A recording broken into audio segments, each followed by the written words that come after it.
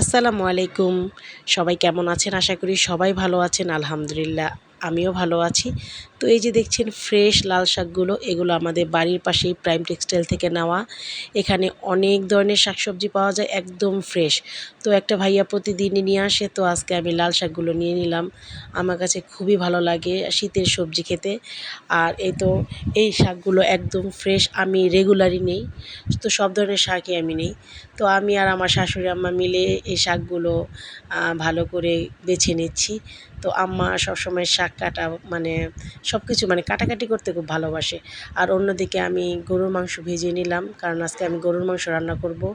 আর শাক যখন আমার মানে কাটা শেষ হয়ে গেল, তখন আমি এগুলো ভালো করে ২-৩ বার ধুয়ে নেব, কারণ লাল শাকে প্রচুর পরিমাণের মানে বালু থাকে।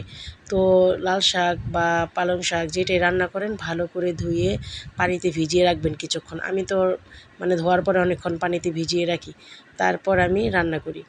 তো যাই হোক, মাংসটাকে আমি ভালো করে মেখে বসিয়ে দেবো একদিকে। মাংসটা হতে হতে আমি অন্য কাজও করে ফেলবো। আর এই তো মাংসটা রান্না করা শেষ। চলেন আপনাদের সাথে শেয়ার করি আজকে কী রান্না করলাম। তো আজকে আমি রান্না করছি নতুন আলু দিয়ে গরুর মাংস। আর এইটা হচ্ছে শীতের সবজি, নিরামিষ। তো এখানে অনেক ধরনের সবজি আছে, আর সাথে ছিল সেই লাল শাক আর শুটকির ভর্তা। তো প্রথমে আমি সবগুলো ভাতের উপরেই লবণ দিয়ে দিলাম। আর এখন আমি এটা মানে ট্রাই করে দেখব কোনটা বেশি ভালো হয়েছে। তো সর্বপ্রথমে আমি খেয়ে নেব লাল শাকটা, কারণ লাল শাকটা একদম ফ্রেশ ছিল। তো আমরা প্রতিদিনই এই মিল থেকে ফ্রেশ শাকসবজি খাই, কারণ ভাইয়া প্রতিদিনই শাকসবজি নিয়ে আসলে আগে আমাকে ডাক দেবে। তো আজকে শাকটা মানে কি বলবো, এত ভালো হয়েছে। আর চাহাত আমাকে আবার একটা ঝাল মরিচ এনে দিল।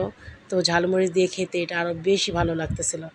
তো লাল শাক আর পালং শাক এই শীতের সিজনে বেশি ভালো লাগে মনে হয়।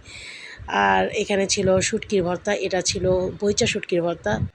আজকের ভর্তাগুলো আমার ছোটো জা বানিয়েছে। আজকের না, শুধু আমার বাসায় বেশিরভাগ ভর্তাই আমার ছোটো জা বানায়। তার হাতের সব ভর্তাই খুব সুস্বাদু হয় আলহামদুলিল্লাহ। তো যাই হোক, এটা হচ্ছে চাপা শুটকির ভর্তা। এই ভর্তাটাও খুবই সুস্বাদু হয়েছে আলহামদুলিল্লাহ। তো সবগুলো ভাত আমি ভর্তা দিয়ে খেয়ে নিলাম। আর এখন আবার সবজি দিয়ে খাওয়ার জন্য আমি ভাত আলাদাভাবে তুলে নেব। তো যাই হোক, আজকে নিরামিষ সবজিতে অনেক পদের সবজি ছিল। মিষ্টি কুমড়া, নতুন আলু, সিম, সব পদের সবজি দিয়ে একটা নিরামিষ রান্না করা হয়েছিল। তো আজকে সবজিটাও সেই হয়েছে আলহামদুলিল্লাহ। তো সব খাবারই খুব সুস্বাদু হয়েছে। আর শীতের দিনে যে কোনো খাবারের চাইতে সবজি, ভর্তা আর মনে করেন নিরামিষ এসব খাবারই বেশি ভালো লাগে। আর নতুন আলু যেহেতু, আর তাই আমি আজকে গরুর মাংস দিয়ে নতুন আলুর ঝোল বানিয়ে নিলাম। এটাও খুব সুস্বাদু হয়েছে। তো আজকে প্রত্যেকটা খাবারই ভালো হয়েছে। তো যাই হোক, সবাই আমার ভিডিওগুলো দেখবেন, লাইক করবেন, কমেন্টস করবেন কেমন হয়েছে।